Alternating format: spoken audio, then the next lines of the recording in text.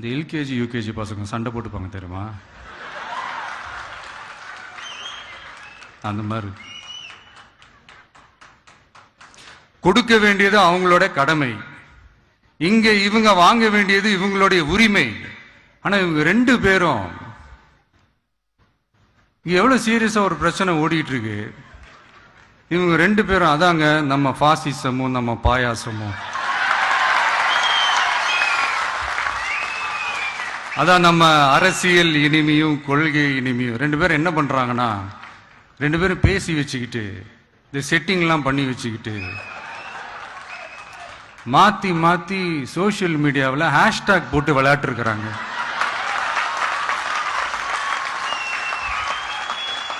இங்க என்ன நடந்துகிட்டு இருக்கு?